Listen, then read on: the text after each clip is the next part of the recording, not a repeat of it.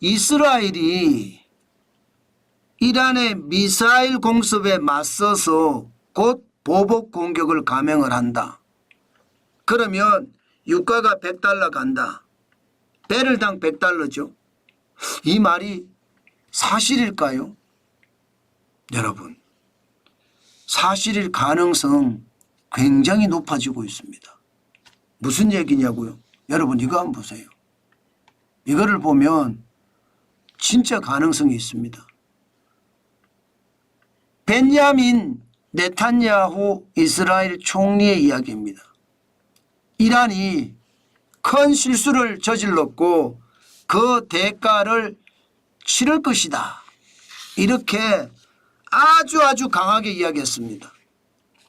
이번에 뭐 180발인지 250발인지 뭐 정확하진 않지만 뭐 200여 발 미사일을, 그것도 탄도미사일을 이스라엘을 향해서 쏘았거든요. 네. 거기에 대한 쉽게 말하면 이스라엘의 반응입니다. 이 반응이 굉장히 심각하게 나왔다는 사실이에요. 여러분 이렇게 쏘았거든요. 이렇게. 그것도 말입니다. 탄도미사일을 쏘았으니까 이스라엘은 대부분 방어를 했습니다. 예. 180발 중에 거의 99%를 방어했다 이렇게 이야기합니다. 몇 발은 방어를 못했다고 이야기하는데 전체적으로는 방어에 성공했다 이렇게 나옵니다. 문제는 이란이 공격을 할 때 말입니다. 이란이 공격을 할 때 이스라엘의 군사시설만 공격한 게 아니에요. 이스라엘의 핵시설을 공격을 했다. 이런 얘기가 나옵니다. 핵시설. 그러니까 네탄야후 총리는 큰 실수를 저질렀다는 게 그 이야기입니다. 큰 실수를 저질렀다는 게. 그리고 그 대가를 치를 것이라는 게 사실 섬뜩한 이야기입니다. 무슨 얘기냐고요? 만약에 보복을 하게 되면 지금 이스라엘은 어떤 보복을 할까요? 지금 현재까지 보면 그래? 그러면 우리도 공습을 하겠다. 이란의 석유시설을 공습을 하겠다. 이란의 핵시설을 공습을 하겠다. 지금 이렇게 나옵니다. 예를 들어 이란에 보시면 아락이라는 핵시설, 포르토, 나탄저, 이스파한 그리고 부세르 이란 핵시설 관련이 굉장히 많습니다. 여기에 석유화학시설이나 석유시설은 또 얼마나 많겠습니까? 이것을 공격을 하겠다 이렇게 선언을 한 겁니다. 이것은 어떻게 생각하면요. 이스라엘이 이란에 복수를 하는데 보복 공격을 하는데 그 파장은요. 핵시설을 공격을 했을 때도 석유시설을 공격을 했을 때도 전 세계적인 파장으로 커질 수 있다는 겁니다. 핵시설을 공격을 해서 만약에 방사능 유출이 내지는 누출이 시작이 돼서 피해가 시작이 된다 그러면 이것은요. 어쩔 수 없는 5차 중동전쟁으로 발전할 가능성 진짜로 높아지는 거고요. 여기에다가 석유시설을 공격을 하잖아요.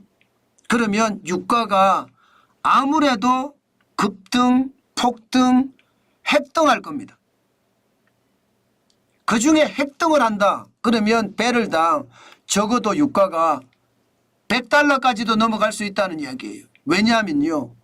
이란이 하루에 석유를 생산하는 양은 370만 배럴입니다. 글로벌 원유 공급량의 4% 수준입니다. 그런데 이스라엘이 만약에 이란의 석유시설을 공격을 하면 적어도입니다. 100만 배럴 이하로 100만 배럴 정도가 떨어진다는 거예요. 그러면 270만 배럴을 생산할 수 있다는 이야기잖아요. 이것은요.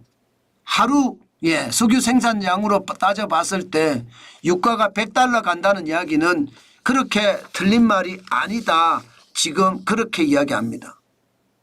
게다가 이번에 지대지 탄도미사일을 썼다는 것 이것은요 이스라엘로 하여금 그보다 더 강한 미사일을 쓸 수밖에 없는 상황.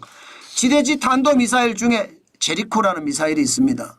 이것은 대형 탄두를 장착한 장거리 미사일이거든요. 이스라엘이 가지고 있는 미사일입니다. 이것으로 공격을 했을 때는요 석유시설이든 핵시설이든 최악의 상황을 맞을 수도 있다는 겁니다. 지금 그래서 유가가 계속 올라가요. 지금 유가가 9월 26일 67.67달러까지 배럴당 서부 텍사스산 중진유가 떨어졌다가 10월 2일 현재 70.25달러까지 올라갔습니다. 유가가 계속 올라가죠.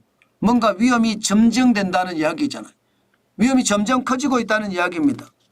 지금대로 가면 지금 이스라엘은요 그만큼 석유시설에 대한 최악의 보복 공격을 한다는 뜻이에요.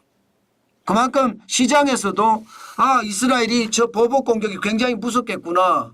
석유시설로 하게 되면 석유값은 또 한번 원유값은 폭등하겠구나. 아니 핵등하겠구나. 이런 얘기가 나온다는 뜻입니다. 그리고 다 올라갑니다. 안 올라가는 게 없습니다. 물론 연초 대비해서는 아직도 떨어진 수준이지만 두바이유도 배럴당 73.20달러까지 올라갔고요. 북해산 브렌트유도 이게 마이너스 6%까지 떨어졌던 건데 지금 마이너스 2.2%. 결국은 말입니다. 74.23달러까지 올라갔다는 뜻. 이것은 어떻게 생각하면 시장에서는 굉장히 위협적인 요소라고 이야기할 수 있습니다. 당장 말입니다. 연 저점으로 봤을 때 WTI는 65.14달러가 70.25달러가 됐고 두바이유도 연 저점으로 봤을 때 9월 10일에 70.89달러였거든요. 지금은 73.20달러 올라가고 있는 중입니다. 북해산 브렌트유도 마찬가지. 연 저점으로 봤을 때 69.19달러였는데 74.23달러 올라가고 있잖아요. 저는 여러분 이스라엘이 이란을 어떻게 공격할지 아직까지 시장에 제대로 알려져 있지는 않지만 분명한 것은요.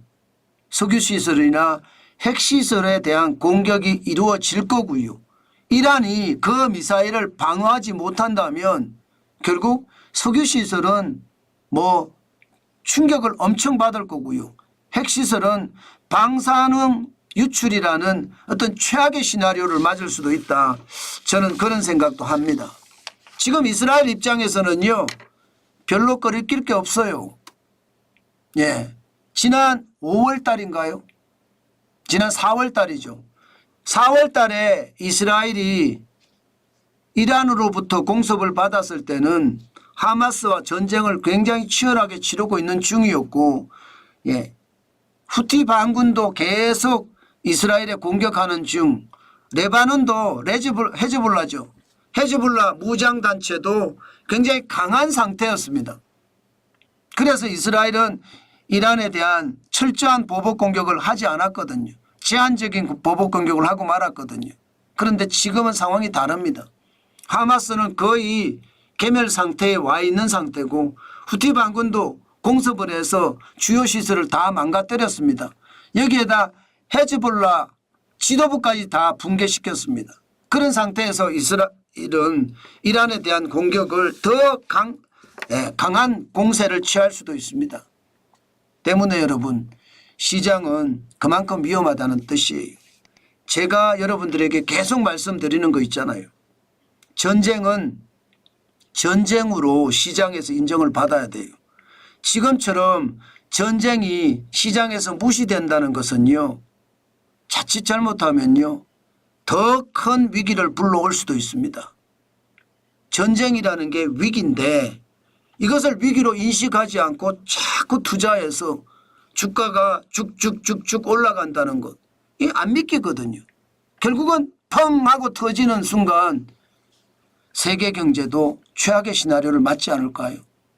때문에 여러분 전쟁은 반드시 전쟁으로 인정을 하고 시장을 봐야 되겠다. 그 말씀 오늘도 강조해서 드립니다.